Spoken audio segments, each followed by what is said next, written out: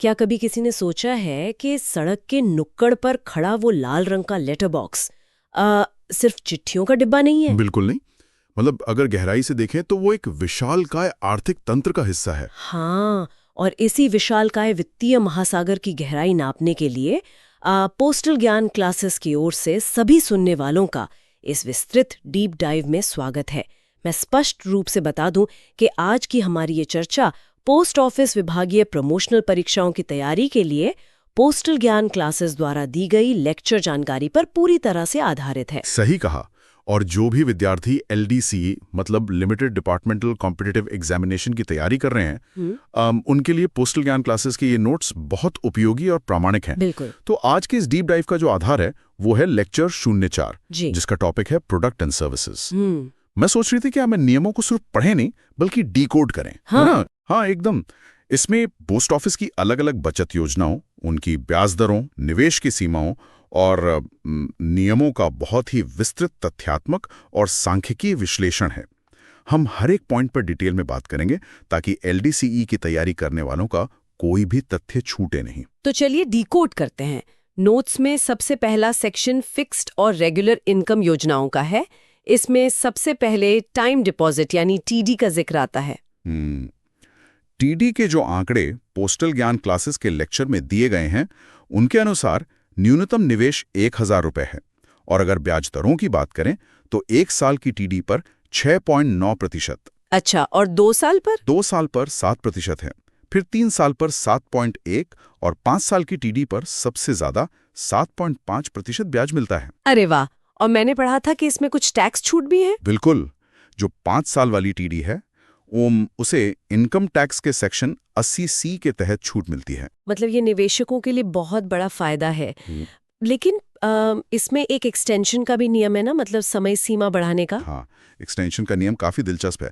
देखिए, 1 साल की TD को मैच्योरिटी के 6 महीने के भीतर आगे बढ़ाया जा सकता है, 2 साल की TD को 12 महीने के भीतर, और 3 या 5 साल वाली को उसे 18 महीने के भीतर एक्सटेंड किया जा सकता है। मतलब आपका पैसा खाली ना पड़े, उस पर कंपाउंडिंग होती रहे। सही बात है। इसे समझने के लिए मैं एक एनालॉजी सोच रही थी। मान लीजिए TD एक लॉक्ड तिजोरी की तरह है। आपने 5 साल के लिए पैसा लॉक कर दिया। लेकिन अगर किसी को बीच में पैसे चाहिए हो तो क्या नियम है?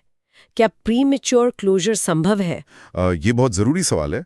तथ्यात्मक रूप से देखें तो पहले 6 महीने तक तो TD बंद ही नहीं हो सकती। मतलब एब्सोल्यूट लॉक इन है। अच्छा, 6 महीने तक कोई निकासी नहीं? बिल्कुल नहीं। और अगर किसी ने 2 या 3 साल की TD ली है और वो उसे 1 साल बाद बंद करता है तो जो भी तय ब्याज दर थी उसमें से सीधे 2% की कटौती हो जाती है पेनल्टी के तौर पर। ओहो, 2% तो काफी बड़ा कट है। और 5 साल की TD के लिए क्या नियम है? वो तो 4 साल से पहले बंद ही नहीं हो सकती। मतलब 4 साल का सख्त लॉक इन। हाँ, और अगर 4 साल के बाद बंद करते हैं तो TD वाला ब्याज नहीं मिलेगा बल्कि सिर्फ पोस्ट ऑफिस सेविंग्स अकाउंट वाला सामान्य ब्याज मिलेगा। तो ये तो हो गई एकमुश्त निवेश के बाद। अब उस निवेशक की बात करते हैं जिसे हर महीने एक रेगुलर इनकम चाहिए। नोट्स में इसके लिए मंथली इनकम स्कीम मतलब MIS का विवरण है। इसके आंकड़े क्या कहते हैं? MIS विशेष रूप से उन लोगों के लिए है जो रिटायर हो चुके हैं या जिन्हें रेगुलर कैश फ्लो चाहिए। इस पर अभी 7.4% का ब्याज मिल रहा है। और ये ब्याज हर महीने खाते में आता है, राइट? हाँ, हर महीने। निवेश की सीमाएं भी काफी अच्छी हैं। सिंगल अकाउंट में अधिकतम 9 लाख रुपए और जॉइंट अकाउंट में अधिकतम 15 लाख रुपए तक जमा कर सकते हैं। अच्छा, पर अगर किसी को MIS समय से पहले बंद करनी पड़े तो वहां भी पेनल्टी होगी? बिल्कुल। MIS 5 साल की योजना है। अगर इसे 1 से 3 साल के बीच बंद किया जाता है तो मूलधन से मतलब जो प्रिंसिपल अमाउंट है उसमें से 2% की कटौती होगी। और 3 साल के बाद बंद किया तो? 3 से 5 साल के बीच बंद करने पर मूलधन से 1% की कटौती होती है। मतलब ये पेनाल्टी इसलिए है ताकि लोग बार बार सिस्टम से पैसा न निकालें। खैर, यहाँ से लेक्चर एक बहुत ही दिलचस्प दिशा में मुड़ता है। हाँ। अब बात आती है विशेष जनसांख्यिकी योजनाओं की, जैसे senior citizen saving scheme SCSS। मुझे नोट्स में दिख रहा है कि इसमें सबसे ज्यादा ब्याज मिलता है। बिल्कुल सही कहा आपने। SCSS में 8.2% का त्रैमासिक ब्याज मिलता है। मतलब हर 3 महीने में पैसा आपके खाते में। और ये 60 वर्ष से अधिक उम्र वालों के लिए है ना? साधारणतः। हाँ, लेकिन इसमें कुछ विशेष छूट हैं। जो रिटायर होने वाले सिविलियन कर्मचारी हैं वो 55 वर्ष की आयु में भी ये खाता खोल सकते हैं। अच्छा। और डिफेंस वालों के लिए? डिफेंस कर्मचारियों के लिए ये उम्र केवल 50 वर्ष है, क्योंकि वो जल्दी रिटायर होते हैं। बशर्त ये है कि उन्हें रिटायरमेंट बेनिफिट मिलने के 3 महीने के भीतर निवेश करना होता है, अधिकतम 30 लाख रुपए तक। 30 लाख, ठीक है। और अगर इसमें कोई 1 साल से पहले अकाउंट बंद कर दे तो क्या होगा? अगर 1 साल से पहले बंद किया तो कोई भी ब्याज नहीं मिलेगा, और अगर 1 से 2 साल के बीच बंद किया तो 1.5% की कटौती होगी। 2 से 5 साल के बीच बंद किया तो 1% कटेगा। और क्या इसमें टीडीएस का भी कोई चक्कर है? हाँ, ये एलडीसीई के लिए बहुत महत्वपूर्ण तथ्य है। अगर ब्याज 50,000 रुपए से अधिक हो जाता है तो टीडीएस कटता है। इससे बचने के लिए फॉर्म 15G या 15H देना होता है। सही है। तो ये तो बुढ़ापे की सुरक्षा हो गई। अब बात करते हैं बालिकाओं और महिलाओं की। सुकन्या समृद्धि अकाउंट यानी SSA और महिला सम्मान सेविंग सर्टिफिकेट। हाँ, सुकन्या समृद्धि अकाउंट में 7.1% ब्याज है, और सबसे अच्छी बात यह है कि न्यूनतम निवेश मात्र 500 रुपए है, अधिकतम 1.5 लाख रुपए। और महिला सम्मान सर्टिफिकेट? उसमें 7.5% ब्याज मिलता है। अगर आप 10,000 रुपए जमा करते हैं तो मैच्योरिटी पर वो 11,602 रुपए हो जाते हैं। सरकार इन योजनाओं के जरिए महिला सशक्तिकरण को आर्थिक सपोर्ट दे रही है। बिल्कुल। लेकिन SSA को लेकर मैं एक एनालॉजी सोच रही थी, जिसे ये एक बेटी के भविष्य के लिए लगाया गया पेड़ है, जिसमें हर साल 500 रुपए का पानी देना जरूरी है। अगर कोई ये पानी देना भूल जाए यानी डिफॉल्ट कर जाए तो अकाउंट डिफॉल्ट हो जाएगा, और उसे दोबारा चालू करने के लिए हर डिफॉल्टेड वर्ष के हिसाब से 50 रुपए की पेनल्टी देनी पड़ती है। अच्छा, 50 रुपए। ये याद रखने वाली बात है। अब लॉन्ग टर्म वेल्थ क्रिएशन पे आते हैं। पब्लिक प्रोविडेंट फंड, पीपीएफ में 7.1% सालाना कंपाउंडिंग ब्याज है। इसमें भी न्यूनतम 500 रुपए और अधिकतम 1.5 लाख रुपए की सीमा है। लेकिन 15 साल का लॉक इन होता है इसमें। फिर भी लोग इसे इतना पसंद करते हैं, क्यों? क्योंकि यहाँ सबसे दिलचस्प बात यह है कि पीपीएफ केवल लॉक इन नहीं है, इसमें लोन और निकासी के बहुत अच्छे नियम हैं। खाता खोलने के 1 साल बाद, मतलब जिस वित्त वर्ष में खुला, उसके खत्म होने के 1 साल बाद आप लोन ले सकते हैं। कितना लोन ले सकते हैं? बैलेंस का 25% तक। मान लीजिए किसी ने लोन ले लिया, लेकिन वो उसे 3 साल यानी 36 महीने के बाद चुकाता है, तो क्या होगा? यहाँ बहुत बड़ा कैच है। अगर 36 महीने के अंदर चुका दिया तो सिर्फ 1% ब्याज लगेगा, लेकिन अगर 36 महीने के बाद चुकाते हैं तो सीधा 6% ब्याज लगता है। बाप रे, सीधा 6%? हाँ, ये एक तरह की पेनल्टी है ताकि लोग पैसा वापस जमा करें। सही बात है। नोट्स में इसके बाद नेशनल सेविंग सर्टिफिकेट मतलब NSC और किसान विकास पत्र यानी KVP की तुलना की गई है। NSC में 7.7% ब्याज है।